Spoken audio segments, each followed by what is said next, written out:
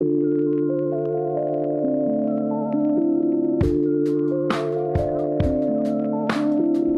Society of the Spectacle by Guy Debord. Read by Stеaдyй Дeлта.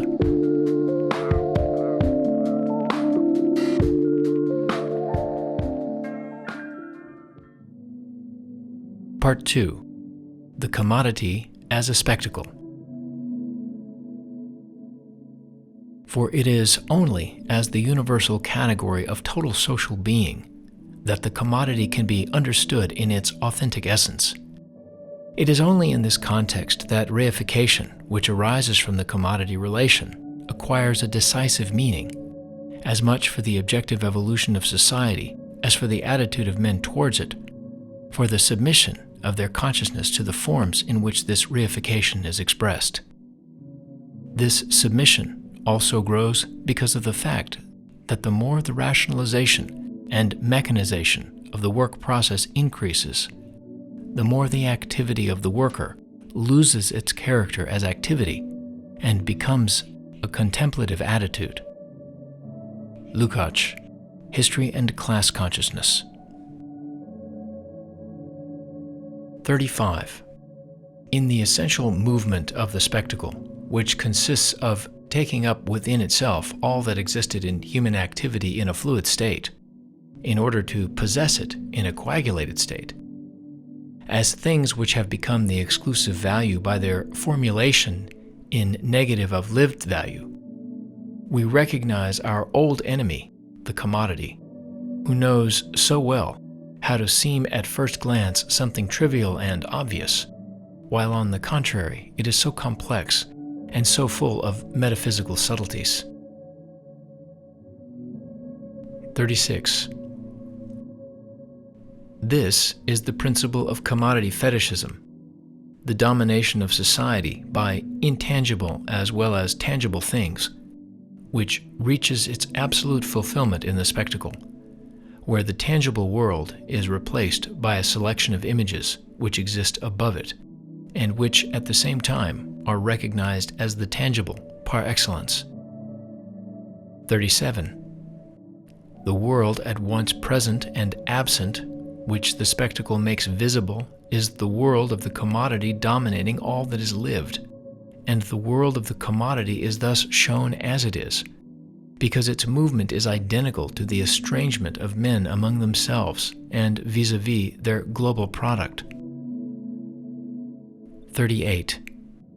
The loss of quality so evident at all levels of spectacular language, of the objects it praises and the behavior it regulates, merely translates the fundamental traits of the real production which brushes reality aside. The commodity form is through and through equal to itself, the category of the quantitative. It is the quantitative which the commodity form develops, and it can only develop within the quantitative. 39. This development, which excludes the qualitative, is, as development, itself subject to a passage into the qualitative. The spectacle signifies that it has crossed the threshold of its own abundance. This is as yet true only locally at some points, but is already true on the universal scale, which is the original context of the commodity, a context which is practical movement, encompassing the earth as a world market, verified.